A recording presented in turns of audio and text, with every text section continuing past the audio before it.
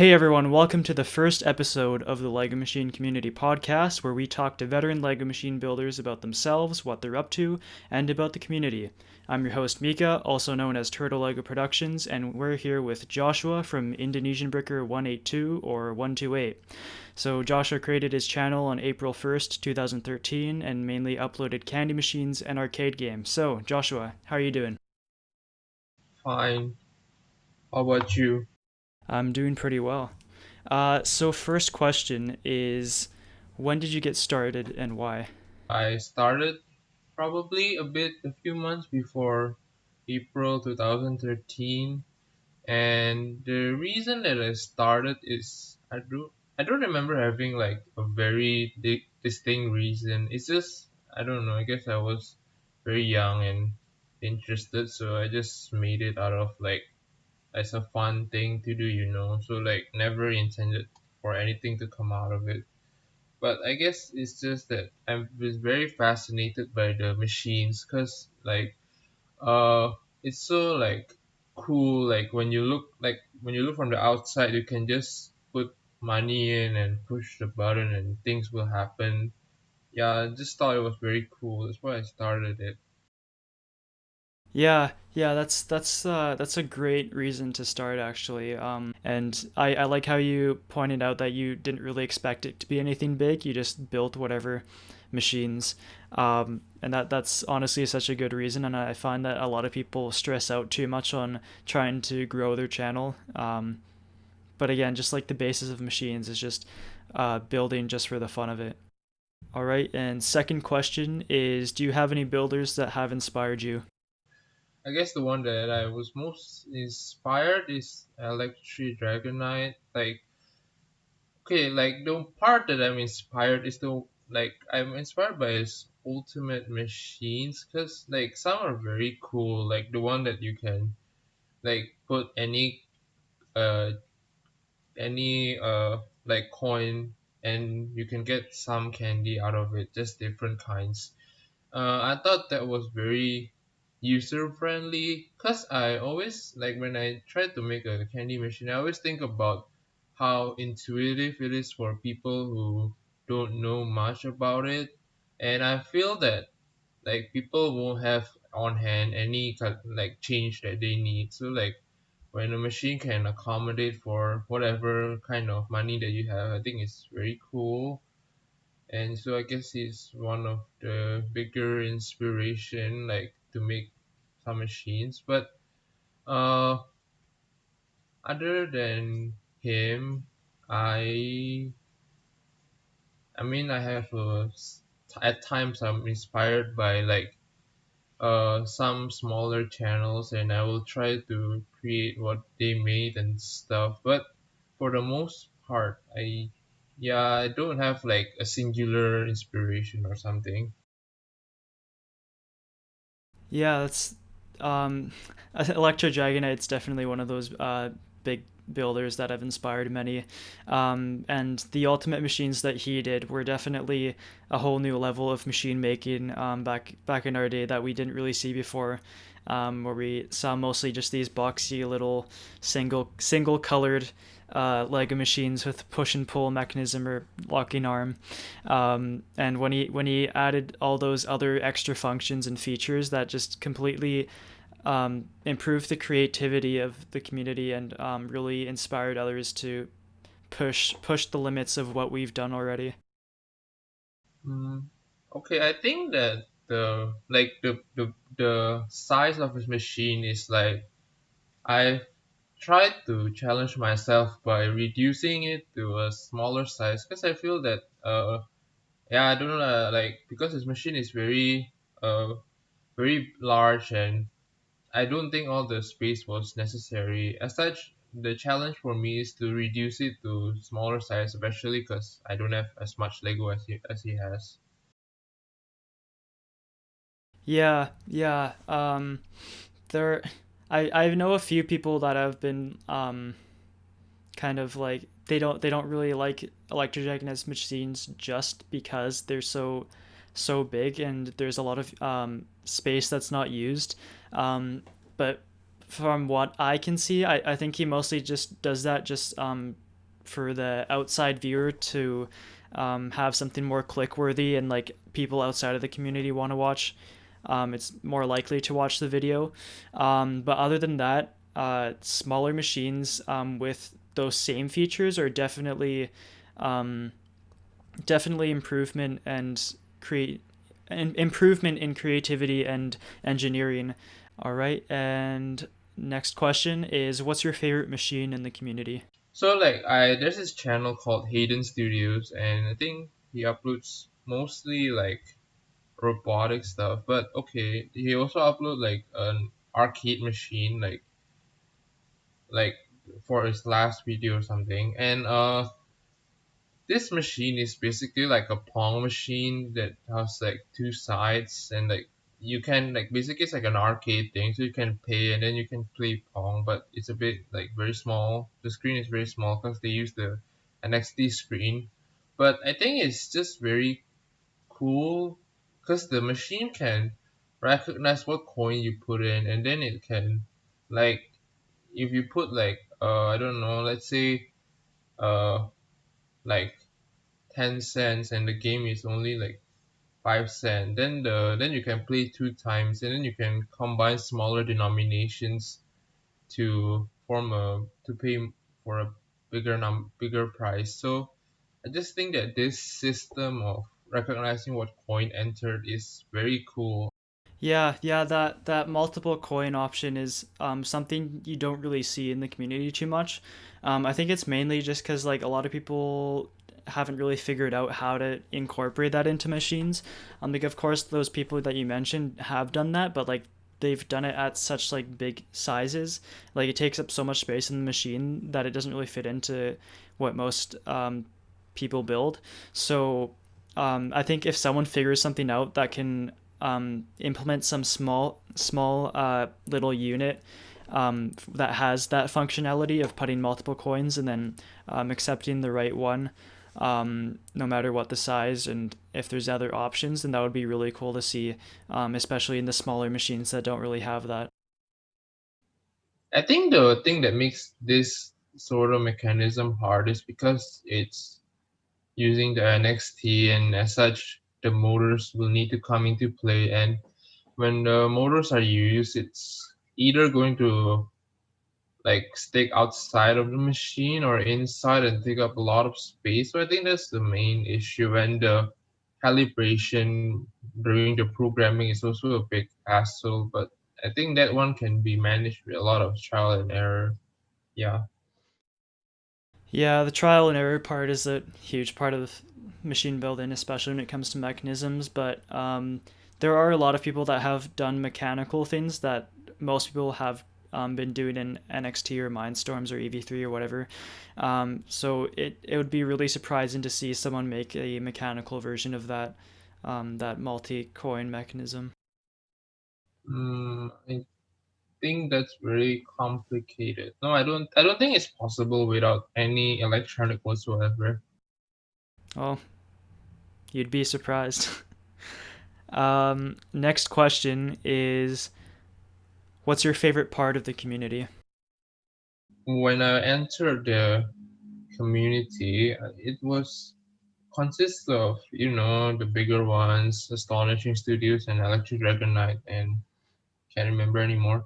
Like and I guess the smaller people, and uh like there are a lot of new channels that just start up like me to upload machines, and I think it's like very cool that like many people are willing to answer this, and like there's no high barrier of entry, and that I guess it's like, and I think it's very cool that like okay, the community is very easy to enter for most people because I can't imagine getting a Lego is that hard for like I mean like for a majority of people around the world. And I think another very cool thing is that like I guess sort of come together to make a mechanism, and like uh we share each other Mac, and some became very popular like the locking hand one, and I guess when people improve on each other, that's also very cool in my opinion. And like, yeah, it's just very cool to see like people retrying the same idea and improving on it. Yeah. Yeah, yeah, that's a really interesting point that you brought up. That it's easy to get into to the community. Like comparing to other communities, I can't really get one on the top of my head, but let's just say, for an example, just straight up the top of my mind is an engineering community where you build RC planes. I don't know, just a random idea, but like maybe like for most people, especially at younger ages, that may be a lot more difficult. But for these Lego machines, they're just basic Lego machines and built with Lego that most people have like a big collection of that have maybe been handed down from their siblings or parents or something. And there's like countless tutorials on how to build machines on YouTube, so you can really easily get started and get to know how machines work and their mechanisms, and you get to really develop your skills pretty quickly comparatively to other communities of like engineering, for example, um, and especially how this community is so welcoming of small builders, and small builders help each other out and help each other grow, and how we're all innovating off of each other. That's just really, it's a really cool thing to see from this community, and you don't really need like special pieces to order from to do a specific mechanism. Like most of the mechanisms are built with the same bricks we all have, and that's a really cool aspect of it. Yep. I think that's very cool. Next question is: has machine building helped you in some area of life? I find that this process of thinking and trying again is adaptable to like when I have to do like various experiments at school and stuff. A lot of the like trying again and again is very similar to what I did with Legos, just this time with program. So yeah, I guess that's applicable to some areas of my life. Yeah, yeah, the critical thinking process and not giving up on something is it's the common theme that every Lego machine builder faces. You all have to think critically and think how things work, things how things don't work, and if it doesn't work, you just got to keep trying to make it work. I've definitely felt that in my last two machines that I've made. I really had to think super hard, especially with the programming, which was completely unfamiliar to me. Um, for example, the firefighting arcade game with that program was completely complex and completely out of my level of programming. But I just had to keep on trying and keep thinking of how this will specifically work and what this action will accomplish. And that's just a basic aspect of Lego machine building that everyone will face. All right, and next question is: what type of machine would you like to see someone make in the community? Actually, the idea that I had is to make a slam a dunk, and like I did think about making it for quite some time, but it's a bit difficult to make a round thing from Lego because you need like you have to make it look like a hexagon or something. So uh yeah, but I think when I think about it, I mean it looks very simple on the outside, but I think that there's a lot of programming fine tuning that's necessary to make it work because the plate keeps moving and then you need to keep track of where the holes lined up, and you can't just use the relative position on the whole machine because the plate keeps rotating. So like I was going to try that but never got around to doing it. So that's one of the machines that I would like to see someone make. So yeah, uh, I guess another one that I want to see someone make, and this one is an extension of what I've said. Like when I see the machines that are made with NXT, and then I've seen that some people just made that a candy machine that just detects like coins using a light sensor, then the motor will turn to dispense the candy. And I think that's very a bit underwhelming to me because like you could have done more or something. But anyway, my idea is that I want a machine that is able to, as I said, recognize any coin that enters. And I think, let's say you entered like, I don't know, 25 cents, and the thing that you wanted to buy was 20 cents. So then it can give change. I think also one of the features that I wanted is there's a temporary storage for the coins that you entered so that if you decided not to buy the item, it can release it. So I think that's very cool because when I try to design machine, I always try to keep the user, how intuitive it is for a new user in mind. So I think it would be very cool if someone tried to make that, someone with an EP3. Yeah, I've seen some of those things that you've mentioned already been built in the community, and I have seen some that have been close to some other things that you've said. But um, the builders of this generation are like it's really insane how creative they are with their mechanisms and their machines. Like they're building these mechanisms and machines that we've never thought of before.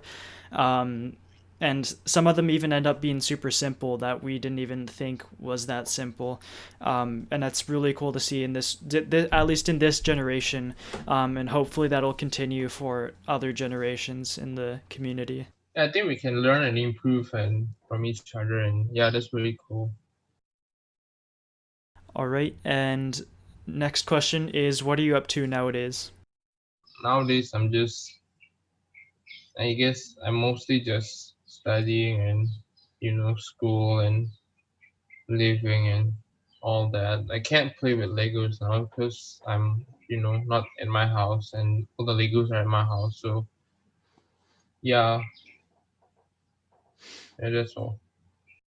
Yeah, that's the situation with a lot of us older builders, where we're moving on to college and university and etc. Don't have as much time for Lego or that much interest, depending on the person. But it's the stage of life, especially for builders of this generation, of our generation.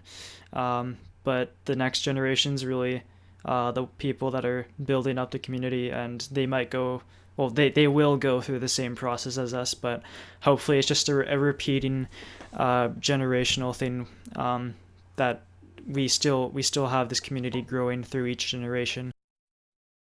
And with that, what are your opinions on the past Lego Machine community? I guess there's less of a,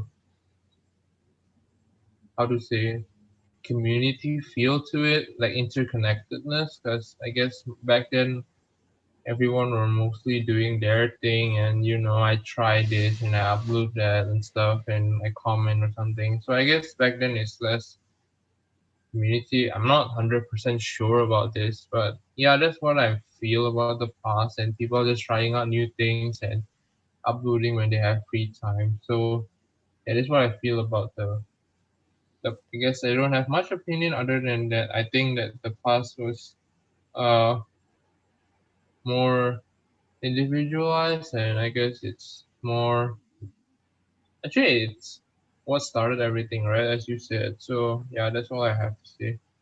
I can see your point with the past, like, wasn't really a community, and it's kind of true. It was mostly just like a bunch of builders just commenting on each other's videos, but that commenting on each other's videos is really what built the community and got people to know of each other's channels. And without that, we wouldn't be here today. Without those builders commenting on each other's videos, that got other people connected to a whole bunch of other channels. And eventually led to us. I don't know outside of our Skype group chat, but we had like a Skype group chat. I think you were in it too. It was maybe like 13, 15 builders, and that was it. There was, of course, a lot of other builders, but there was just like 15 main builders who uploaded consistently. And then eventually that kind of like dwindled. And then that's a few years ago, I established the Lego Machine Community Discord server, and that thing was really meant to bring the community together from new and old builders, as many people as you can, to come together and talk about all these Lego Machine community things. And that's something that we didn't really have before. So it's really cool to see how many people have been participating in that server, and it's definitely a good resource for people to use. Yeah, I think the Discord server is very cool. I didn't know that. I mean, I think the only reason that I'm here now is because I forgot how long ago, like probably a few months, like last year, the middle of next last year, I checked my Skype and you sent me a message about it. Yeah, but I think it's very cool that you made a Discord server because it kind of, I guess, provide a like uh like for anyone that's looking for other people, they can have an easy way of talking to them and stuff through the internet, and it's not just trying to hunt down people and try to randomly message them, and it's simpler than our times, I guess. So yeah, I guess that's very cool. And moving on to the current Lego Machine community, depending on how familiar you are with it, what are your opinions on that? Okay, I haven't watched all of it, but I've seen the Astonishing Studios and the ElectryDragonite videos, and I think that there are many brands involved now in that. I mean, I guess because they're the upper echelon of the LCM makers, and my opinion towards that is a bit okay. It's cool that you got to work with brands, but I mean, it a bit because of the brands and stuff. It sort of makes the video feel somewhat distant to me because it kind of feels like selling something to me. And yeah, this I don't know, this is a random feeling that I have about how the brands are involved now. I mean, I get it, but yeah, that's just a random feeling, but that doesn't mean I don't like it or anything. Yeah, I just feel that way. And but other than that, for the other parts that I'm not that excluding the one that I just mentioned, I think that the LCM community now is, I would say that it's okay. I think there is a slight problem. I don't know.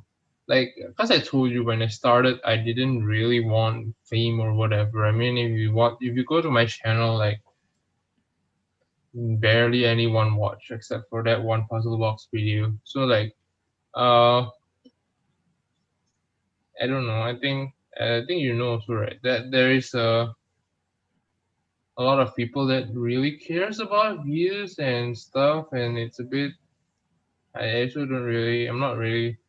I don't really like this attitude towards YouTube because I think that it's setting yourself to fail to some extent because YouTube is such a conglomerate or something now, especially as compared to when we started. And yeah, I don't think it's a healthy attitude to have towards YouTube. So yeah, those are my two thoughts on the current community. Not very positive, but yeah. Yeah, well, that's a good perspective to have. It's good to see a lot of different perspectives. Just to maybe inform you, so most people like building these machines that are for brands. They're most of them are not sponsored. They're just building them to get more views. And it's more appealing to the audience outside of the Lego Machine community because you recognize these brands, and then you see it out of Lego, which is kind of like a secondary thing. Like they see, for example, McDonald's, like, oh, I like McDonald's. Oh, it's made out of Lego. Wow, that's cool. So they click on that machine and then like, oh wow, it's so cool. So it's really meant to uh, get people to watch the video. I think that's the major reason why these bigger builders are making machines like that. And now moving on to the future of the Lego Machine community. I know you kind of mentioned it earlier in the podcast, but what are your thoughts on the future? I think it'll be interesting to see where this will go in the future. I mean, like I guess when the community, like when I guess the older communities are, I don't know what you want to call it, retire. Uh, there should be like newer creators that make videos, and I haven't seen much replacement going on. I mean, I guess Astonishing Studios and ElectryDragonite is still going strong and stuff, but yeah, I haven't seen much replacement. Can you inform me on this matter? Um, yeah, so actually there are a ton of small Lego machine builders, like 500 subscribers under. I'm like subscribed to like as many as I possibly can find, and you can find that in my channels on my YouTube channel. Um, but there are like probably around, let's say, 20 active builders, and there's tons more, like maybe close to 100 that are semi consistently upload. um, a bunch of art like from our generation, like the kind of like the mid-range people of like around 30,000 subscribers or 16,000 around there. They haven't really been uploading as much. And Astonishing Studios and ElectryDragonite, they've been uploading a lot less than they used to, because they're busy with life and school and stuff. Um, but otherwise, the community is actually growing at a much faster rate than it was before, in our time. Um, and considering just what you've said, I'd also say that the community these days are kind of like making the same machines that we were making like when we started, like these small little machines, but they're uploading it like on a weekly or bi-weekly basis. So they're really uploading a lot more content, and they're growing a lot more quickly than we were back in our day. Hmm. Yeah, I guess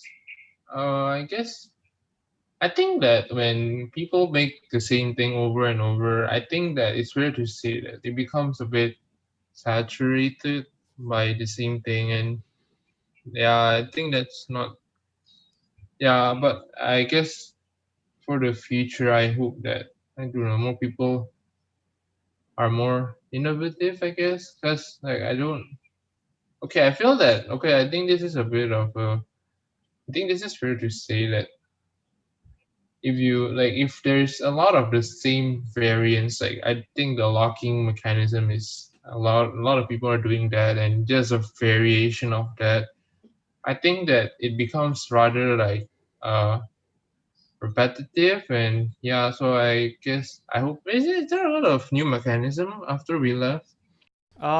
Actually, there are. There's like this new generation of builders and kind of our generation too that are still uploading sometimes. They've made some really crazy mechanisms, that are much more complex than the locking arm mechanism. Yeah, I should go and see that. I guess for now, what I want to say about the few thoughts in the future is that I hope that more people will make like different kind of mechanisms. And I don't know, I guess if I give opinion, I guess this is part of what I used to want to do. I hope that someone can compile all the mechanism into one place. That would be very cool. I mean, I know I used to say that I want to make a book or something, but anyway, I don't think that's, yeah, because I see that a lot of community like to compile things together that they come up with. So I think it'd be very cool if our community can do the same about mechanism, to to like for someone to be able to easily view it instead of hunting down mechanism and watching many videos.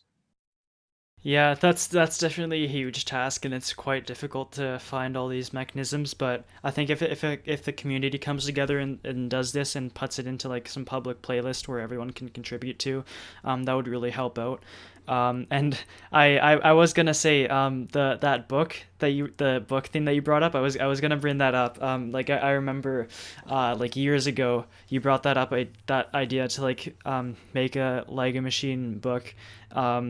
To like kind of like get the basics of Lego machine building and then push that out so that people can easily learn from that.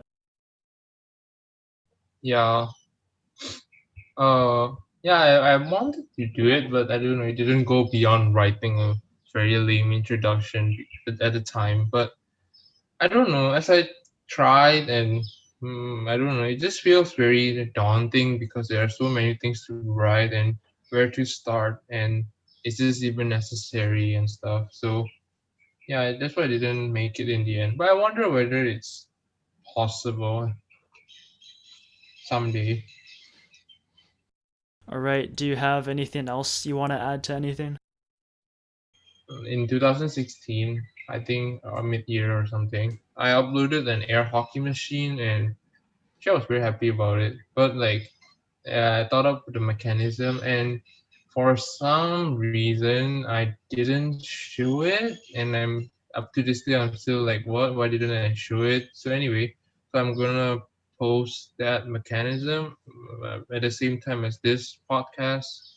Yeah, so I guess an announcement to everyone. I guess you can watch that if you want, but just take note that I don't think I'll be uploading anything new until the end of this year because, as I said, I'm not with my Lego things. But when I come back, um, I think for next year, for the roughly the first half of the year, I will not have school because I'm waiting for university. So I guess you can expect some Lego content by then, but we'll see. I'm not promising anything. All right. Well, that is our time for the Lego Machine Community Podcast. Thank you so much, Joshua, for joining in this episode. So this is the first episode of many. So this will likely be a monthly upload schedule. So you'll see a new builder each month, and hopefully you will support this podcast and learn from it, learn from the past, and see how you can implement it into the current generation and into the future. And we will see you next episode. Okay, thank you.